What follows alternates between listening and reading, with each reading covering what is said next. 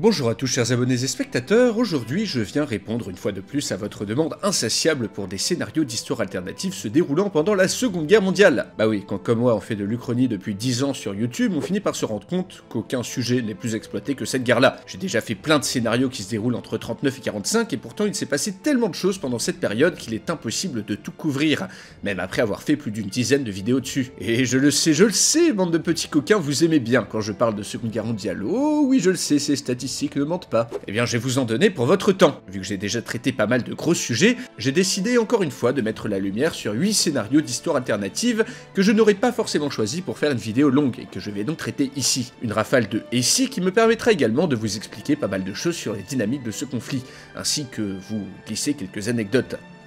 Saviez-vous par exemple que dans les années 30, la compagnie berlinoise Générale d'électricité a commencé à récolter des données sur ses consommateurs afin de déterminer leur solvabilité, puis à les revendre à d'autres entreprises. Cette pratique a ensuite inspiré des banques américaines dans les années 50, ce qui a fait boule de neige et avec l'avènement d'Internet, cela a mené à l'apparition des data brokers, des courtiers en données, des grandes entreprises qui récoltent vos informations pour les revendre. Et des informations, vous en répandez partout sur le web sans le savoir. Noms, adresses, téléphones, mails sont collectés, revendus, puis utilisés pour vous cibler, soit pour du marketing dans le meilleur des cas, soit pour vous arnaquer ou vous spammer dans le pire des cas. Et vous m'avez vu venir, justement, le sponsor du jour, c'est Incogni. Incogni qui peut vous permettre de vous débarrasser de manière rapide et légale de vos données qui traînent dans ces énormes listes de data brokers. C'est simple, moyennant un abonnement, Incogni va vous demander votre nom, votre adresse, votre mail, et va envoyer automatiquement des requêtes aux plus gros data brokers afin qu'ils se conforment aux lois d'oubli des données locales, comme la RGPD en Europe, et ainsi supprimer toutes les données qu'ils possèdent sur vous. Chacun de ces data brokers a une note pour indiquer la gravité des données. Par exemple, les personnes présentes sur cette liste horrible là, connues pour les risques de fuite, ont plus de chances de recevoir des spams, voire de se faire voler leur identité. Voilà une vraie saloperie qu'Incogni se chargera d'harceler de requêtes légales afin que ces données soient supprimées. Tout ça moyennant un abonnement à moins 60% avec le code Alteris. Garantie satisfait ou remboursée pendant 30 jours. Tous les liens sont en description. Et sans plus tarder, on peut passer au premier scénario de cette liste. Et si la ligne Maginot avait été renforcée dans les Ardennes? Contrairement aux idées reçues, la ligne Maginot a bien rempli son rôle. Dans les faits, la ligne a même tenu jusqu'à la fin de la guerre. En effet, cette série de fortifications massives à la frontière franco-allemande était censée empêcher les Allemands d'envahir la France par la frontière Est. Et justement, les Allemands ne sont pas passés par la frontière Est pour envahir le pays. Et non, à la place, ils ont fait le tour et sont passés par les Ardennes. C'est la fameuse percée de Sedan qui mène à un encerclement allemand puis à la débâcle de Dunkerque. Donc pourquoi n'y avait-il pas de ligne Maginot, ici, là, à l'endroit où a eu lieu la percée? Bah, en fait, il y en avait. Il y avait quelques fortifications, mais pas du tout assez. Pour les concepteurs de la ligne Maginot, l'idée première était que les troupes françaises retiendraient les Allemands sur le territoire belge, d'où la moindre nécessité de fortifier lourdement cette frontière. Une décision qui sera amèrement regrettée lorsque la Belgique déclare sa neutralité en 1936, ce qui force les Français à construire quelques bunkers, et à y stationner quelques troupes de moindre qualité. Mais si, imaginons, la France avait construit d'énormes fortifications le long de la frontière belge, pour éviter aux Allemands de percer les lignes à cet endroit. Dans ce scénario, la France aurait englouti de vastes sommes dans le projet pour pas grand chose, au vu de la topographie locale. En effet, sur ce terrain plat, il aurait été impossible de s'appuyer sur des collines ou même des fleuves pour assurer la défense. Non, la seule solution était de construire des séries de bunkers, de tranchées, de redoutes sur terrain plat, ce qui à mon avis n'aurait pas changé grand chose. Construire une sorte de muraille continue aurait été infaisable financièrement parlant, et cela n'aurait rien changé au commandement allié inefficace, au retard sur la doctrine d'emploi des blindés et de l'aviation, au manque de reconnaissance. Bref, ces bunkers, même si plus puissants et garnis de plus d'hommes, auraient été facilement contournables par les blindés allemands, en plus d'avoir englouti des ressources largement plus nécessaires ailleurs. Une solution à ce problème aurait été que la Belgique prolonge la ligne Maginot en construisant des fortifications le long de la Meuse, bien plus faciles à défendre, ce qui aurait forcé les Allemands à contourner cette ligne et les aurait embourbés dans un statu quo dont ils ne pouvaient pas sortir gagnants. La seule raison pour laquelle la ligne Maginot aurait pu tenir les Allemands était donc qu'elle continue en Belgique. Beau projet, tout ça, vraiment. Et si Hitler n'avait pas déclaré la guerre aux États-Unis? Le 8 décembre 1941, au lendemain de l'attaque de Pearl Harbor, le président américain Roosevelt déclare la guerre à l'Empire du Japon. 3 jours après, Hitler déclare lui-même la guerre aux États-Unis par solidarité avec son allié nippon. Cette décision, plus l'invasion de l'URSS, compteront parmi les pires erreurs qu'a commises Adolphe. En effet, les USA, traditionnellement isolationnistes, vont mettre leur puissance industrielle au service des Alliés, ce qui écourtera grandement l'existence du Troisième Reich. Pourtant Hitler, malgré son alliance avec le Japon, n'a jamais été obligé de déclarer la guerre. Certes, les États-Unis aidaient déjà le Royaume-Uni et l'URSS via le programme Lend-Lease, mais Roosevelt était encore largement hésitant à y entrer franco. l'opinion publique américaine restait frileuse. Donc si Hitler n'avait pas déclaré la guerre aux États-Unis, alors ceux-ci seraient entrés en guerre juste contre le Japon, tout en continuant à soutenir l'Angleterre et l'Union soviétique en sous-main. Pourtant, cela n'arrange pas les États-Unis, et ce pour plusieurs raisons. Déjà pour la guerre sous-marine menée par l'Allemagne dans l'Atlantique, où plusieurs navires américains avaient déjà été coulés, et ensuite tout simplement car les Américains avaient trop à perdre, à laisser gagner Hitler, trop d'intérêts commerciaux étaient en jeu. Les mains liées par l'opinion publique et le Congrès, Roosevelt aurait dans cette réalité alternative tout fait pour pousser les nazis à lui déclarer la guerre. Installer des bases militaires en Islande, envoyer toujours plus de matériel en Angleterre, faire tourner les usines de plus en plus fort tout en envoyant des centaines puis des milliers de tanks et d'avions vers l'Europe. À un moment ou un autre, vers les années 1942-1943 de ce scénario, lorsque les Britanniques alignent des centaines d'escouades composées exclusivement d'avions américains, et qu'à l'Est, les Allemands doivent faire face à des centaines de tanks eux aussi fournis par les États-Unis, Hitler n'aurait pas eu d'autre choix que de déclarer la guerre, et ainsi autoriser ses sous-marins à tout faire pour arrêter ses livraisons. Et si malgré tout ça Hitler ne se décide toujours pas, alors je vois bien les Américains inventer un prétexte pour finalement intervenir en personne, en faisant exploser un bateau et en le blâmant sur un sous-marin nazi. Bref, dans ce scénario, le Royaume-Uni, l'URSS et la France libre auraient souffert beaucoup plus, et l'Allemagne aurait gagné quelques années, mais aurait fini un jour ou l'autre par entrer en guerre contre les États-Unis. Et si la France et le Royaume-Uni avaient formé une union ? C'est un projet peu connu, mais peu avant l'armistice, la France et le Royaume-Uni ont failli s'unir en un seul pays pour continuer le combat. Ce projet d'union, porté par Jean Monnet et De Gaulle, est proposé à Paul Reynaud, le président du Conseil, quelques semaines avant la défaite. Une union totale entre les deux pays, monnaie, armée, gouvernement, qui aurait permis à la France de sauver la face et de continuer à se battre. Mais peu avant la signature, Paul Reynaud se défile, tous ses ministres sont contre ce plan, et il sera finalement écarté pour laisser place à Pétain, qui livrera le pays aux Allemands. Mais dans cette réalité alternative, où ce projet d'union voit le jour, la France continue le combat et réussit à évacuer une partie de ses troupes, de sa flotte et de son aviation vers la Corse et l'Afrique du Nord. La métropole est tout de même occupée, mais le fait que les Français ne se rendent pas reste une grande épine dans le pied des Allemands. Ceux-ci doivent débarquer en Corse au prix de lourdes pertes et doivent regarder la Libye tomber lorsque les Anglais et les Français attaquent ce territoire des deux côtés. Dans ce scénario, les Allemands ne posent pas un seul pied en Afrique. De plus, la flotte française aurait été un atout considérable pour sécuriser l'Atlantique. L'alliance franco-britannique aurait pu défendre plus facilement la Grèce, tandis qu'en Asie, le Japon n'essaie jamais d'envahir l'Indochine, car cela aurait voulu dire entrer en guerre contre la France et le Royaume-Uni. Bref, la guerre se serait passée un peu mieux pour les Alliés. Mais dans les faits, est-ce que cette union aurait tenu très longtemps ? Sûrement pas. Anglais et Français étaient encore mutuellement très méfiants l'un de l'autre à cette époque. Les rivalités, les conflits, les malentendus auraient été encore plus grands si un gouvernement mixte et une administration mixte avaient été mis en place. Dans cette réalité, la guerre se termine plus tôt, grâce à cette union, en 1944, tandis que ce nouveau pays se serait très certainement dissous après quelques années. Mais ce projet fou aurait pu donner naissance à une sorte de proto-union européenne, centrée sur la France et le Royaume-Uni, et non pas sur la France et l'Allemagne, ce qui aurait totalement modifié l'histoire du continent ainsi que la guerre froide. Et si l'Allemagne s'était alliée à la Chine plutôt qu'au Japon ? Ça vous paraît peut-être tiré par les cheveux comme scénario, mais c'est loin d'être déconnant. Avant la guerre, l'Allemagne et le régime nationaliste chinois entretiennent déjà de bonnes relations. Des conseillers militaires allemands forment les troupes chinoises, qui sont d'ailleurs nombreuses à être équipées de casques et de fusils allemands, et ce jusqu'en 1936. Donc imaginons que cette relation continue, et qu'Hitler décide de ne pas s'allier avec le Japon pour conserver ses bonnes relations avec la Chine. Déjà, les Allemands se seraient retrouvés à soutenir les Chinois lors de l'invasion japonaise. Ici, les rôles sont renversés. Dans cette réalité, l'Allemagne n'entre jamais en guerre aux côtés du Japon.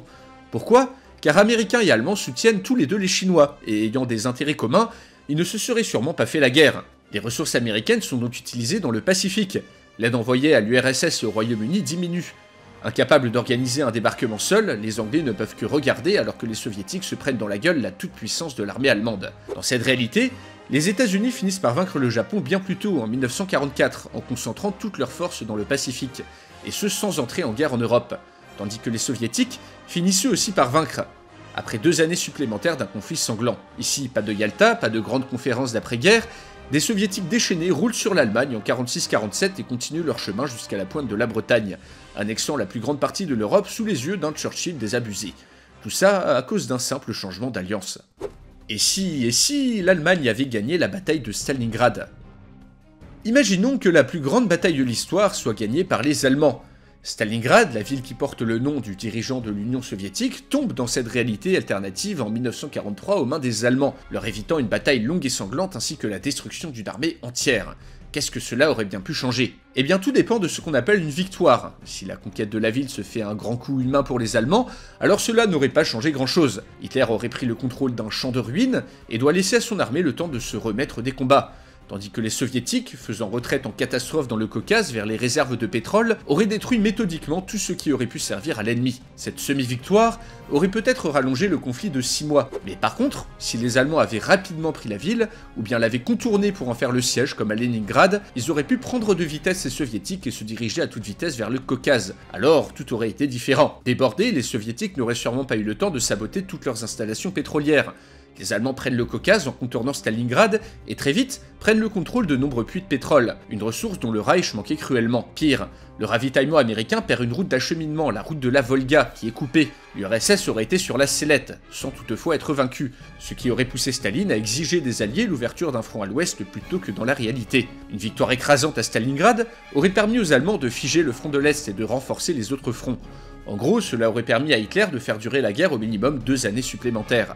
La disproportion des moyens alliés par rapport aux Allemands aurait tout de même mené à la défaite du Reich, mais avec une URSS grandement affaiblie par cette défaite, si on compare à la réalité. Staline aurait été en position de faiblesse pour négocier l'après-guerre, et n'aurait pas pu, à mon avis, exiger autant de territoire que dans la réalité. Et si la Suisse avait été envahie par l'Allemagne ?